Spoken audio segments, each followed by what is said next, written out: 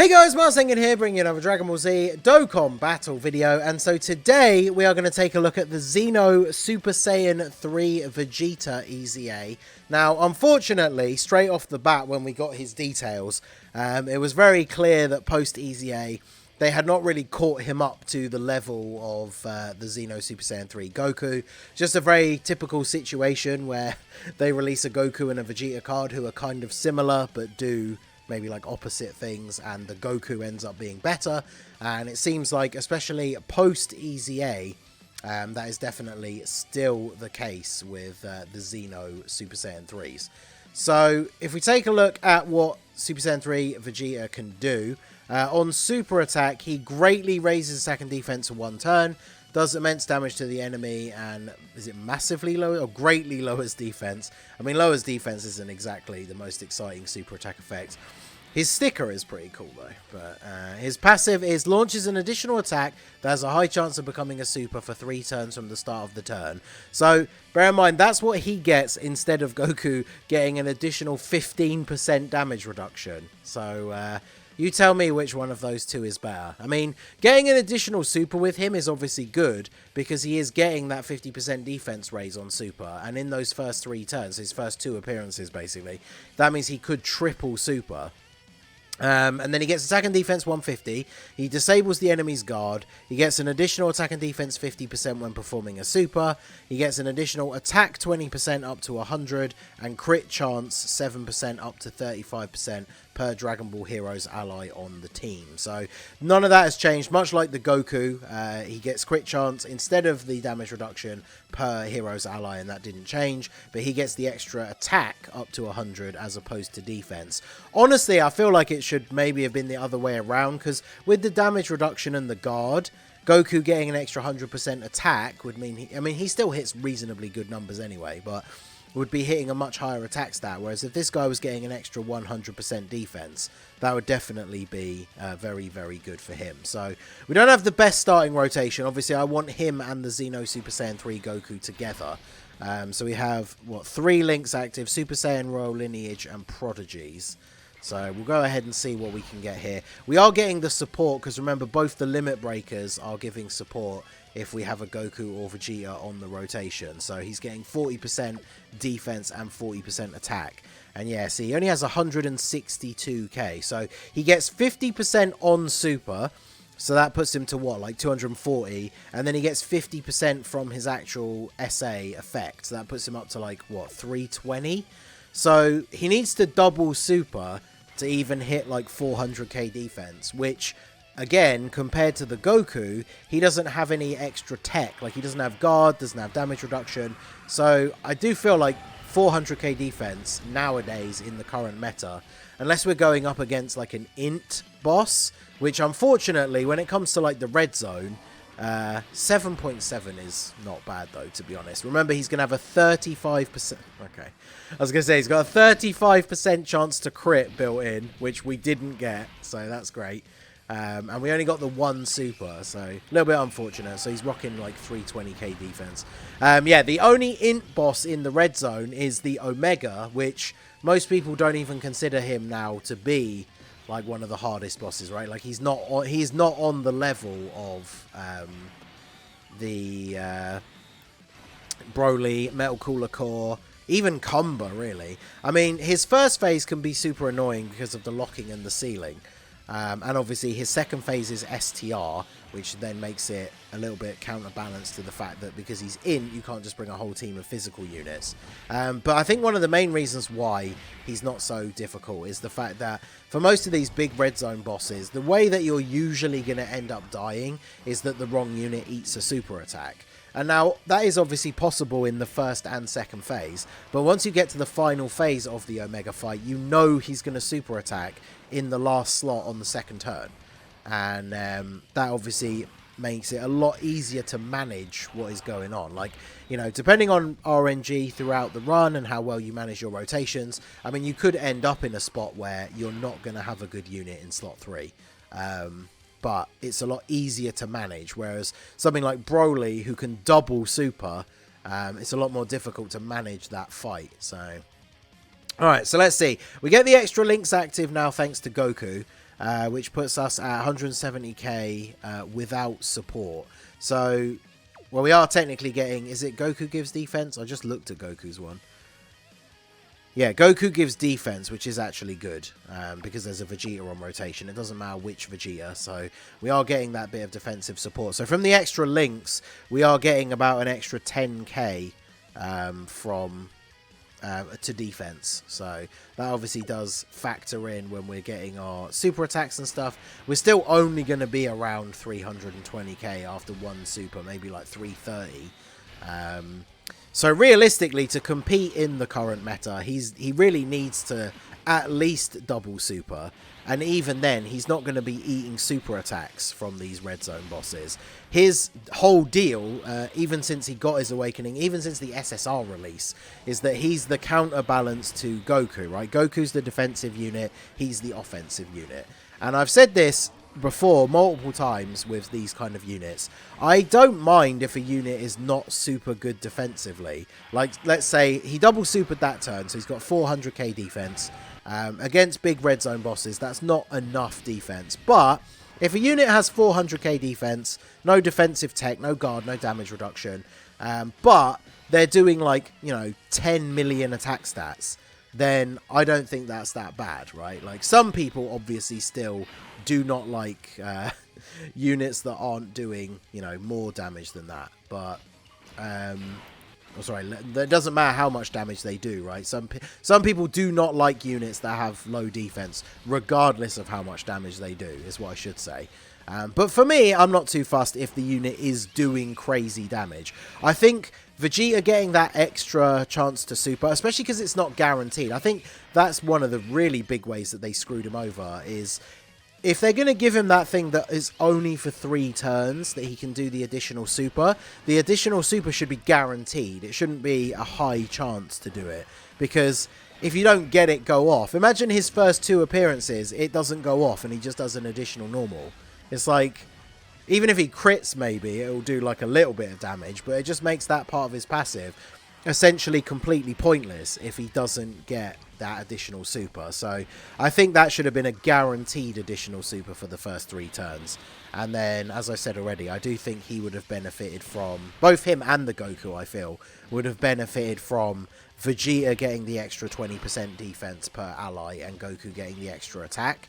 Because if we look at Goku's defense on this turn, so we got a 40% support unit on the rotation again. Goku has 239k defense, Vegeta has 170.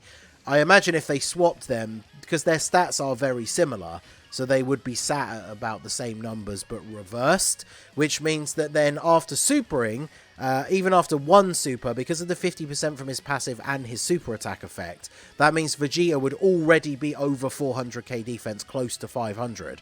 And then if he gets that additional super, he's going to be pushing like 600. But they gave him the extra attack instead, which means that he is just overall now a much weaker unit in terms of his defensive viability, which, you know, big damage, you can go into events with big damage teams, you can get good RNG, or you can supplement it with items, and you can beat events with teams that are not so focused on defense. But there is no denying that that is kind of like where the meta is at the moment, and probably always will be going forwards. 7.8 is pretty nice, but again, like, the fact that we don't then get any sort of guaranteed additional... You definitely want to go full additional on his hidden potential. The additional super is going to make a huge difference. But the way the meta is at the moment and the way it appears to be going, like, defense is still going to be one of the most important things, like, going forwards. I really need to super with Gohan because he's the only one on the rotation that can actually do damage. Not the best rotation for Ki, unfortunately. I don't think I can even drop these down in a way that's going to get... There we go. Okay. I wasn't sure if these blue ones are going to connect up, so we'll do this.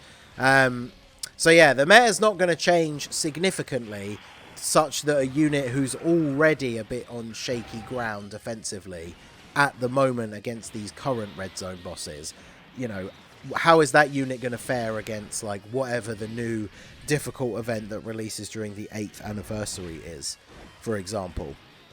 And I know that's a lot of people's criticism with the heroes units in general, that a lot of people underrate the heroes units. For some reason, a lot of people out there seem to have the impression that the heroes units aren't even good for the current meta. But, I mean, the heroes team can beat every single event in the game. The problem, and it is a viable criticism, is what are they going to look like when the next, like, power creep happens? Because whilst the heroes team can beat all the events in the game, there certainly are units on the team, or quite a few units in general for the heroes setup, that will be getting destroyed by, like, the super attacks from red zone bosses and stuff like that, right? So obviously, when it comes to beating all the events, you can still get unlucky. Wrong unit eats a super, and then you just die, right? Even units that people are really fond of at the moment, like the Great Saiyaman 3, he's a very good unit, very powerful, can dish out tons of damage if you're getting off all of those counters. But for example, I've had runs against Red Zone Broly, where you get to the AGL phase, he's dishing out a ton of counters, doing loads of damage, but even post his super, because he does get a little bit of extra defense on super, even after his super attack, Red Zone Broly, the AGL phase, if he super attacks Great Saiyaman 3, then you still die. He takes like 600k, even after he's gotten his super attack off. So it's a pretty significant amount of damage, even for the units that people are actually enjoying and consider to be very good at the moment. So obviously any of those heroes units, once we get the next level of difficulty, they're just going to be in the same boat, where defensively they might be good enough for eating all the normal attacks, but a super attack on the wrong unit is going to end your run.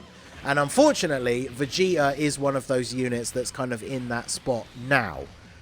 Even after like a double super, if he gets super attacked, even by this guy, right? This is the second phase against the physical Shadow Dragon. If he eats a super from him, we probably just die, right? It'd be interesting to see if what we take here. So we've got no support, but thanks to the extra Vegeta family, or just Vegeta in general, links from Limit Breaker Super Saiyan 4 Vegeta, we do actually have our full link set active here. And we are getting the attack support from Limit Breaker Vegeta because we have a Goku on the rotation. So as you can see, when we've got no support, we're looking at 147k defense. That is definitely not impressive, especially after, again, when we get our passive buff and then the super attack buff, he's only going to be at like 300k defense, which is obviously not going to cut it really against some of these more difficult bosses. So unfortunately, the curse continues of Goku units getting all of the glow up and Vegeta units getting left in the dust. I mean, this Goku, his 15% extra damage reduction has worn off. Now, he does obviously have guard, but type disadvantage slot 1, he's taking 45k from that super. If Xeno Vegeta was in slot 1, we would probably be dead. Now, we are rocking a 9 million attack stat on this turn with the Limit Breaker Vegeta. We get the crit, and then the additional pushes us up to 9.5. So, I think if he had that guaranteed additional super, the third super would be pretty much getting to 10 mil. So I think the additional, I already said the additional super should have been guaranteed for the first 3 turns. I think he should have just got a guaranteed additional super. If they're not going to give him guard or damage reduction or dodge, because even that, dodge is not super reliable, but even then it's an extra bit of defensive tech. If they weren't going to give him any of that stuff, he should have had a guaranteed additional super. Or even, I know they don't give it to units that regularly, like Supreme Kai of Time has it, but imagine if he had massively raises attack and defense on his super attack effect.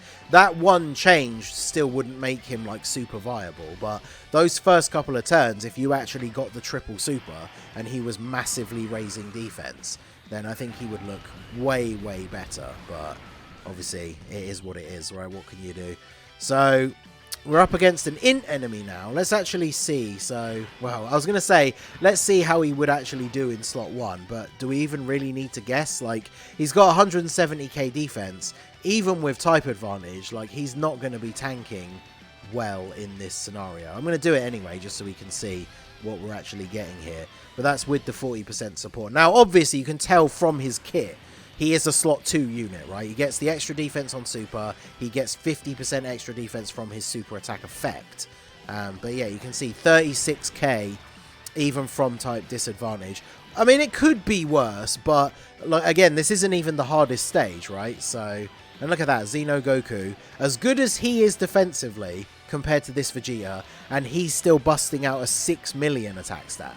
Like, he doesn't have the extra chance to crit, but that's only like less than 2 million lower than Vegeta, whilst also being way better defensively. So, yet again, it's just the example of them treating the Vegeta card like dirt, while the Goku card gets all the buffs. So, unfortunately, I guess it is what it is. That's just going to be the case for Dokkan forever, I suppose. But let me know what you guys think down below of Xeno Super Saiyan 3 Vegeta. I'm still waiting on the rebirth of the Super Saiyan 3 team. Obviously, Bardock's EZA was a big step towards that, but that's not out on Global yet. The next thing we really need is the LR Super Saiyan 3 Goku EZA. And then the Super Saiyan 3 team definitely could be fun again. Like, Xeno Super Saiyan 3 Goku definitely has a spot on that team. But unfortunately, Vegeta, not so much. So, let me know what you guys think down below in the comment section. But I do think, unfortunately, out of the set of EZAs, Xeno Vegeta is probably the most disappointing one. Maybe Kumba. Kumba didn't get a lot of changes, but as we saw in the video yesterday, he's super good in Super Battle Road. Whereas, obviously, this Vegeta... actually, let's do this last turn, because if he eats a super, we are dead. But I want to see how much damage he's going to take from these normal attacks with type disadvantage, because this is an example of essentially what he has to deal with in this current meta. Now, we wouldn't take him up against a super difficult STR boss anyway, but... let's see what he's going to take here from a normal attack. Oh, never mind. Well, we're just obviously dead. Shame we don't get to see the normal, but yeah, that 1 million damage. So let me know what you guys think down below in the comments section. So that is going to be it for the video, guys. This has been the Master Ningen. Smash that like button, subscribe to the channel if you are new. Check out the links down below for the Discord and the merch store, and I will see you all again soon. Have a good one.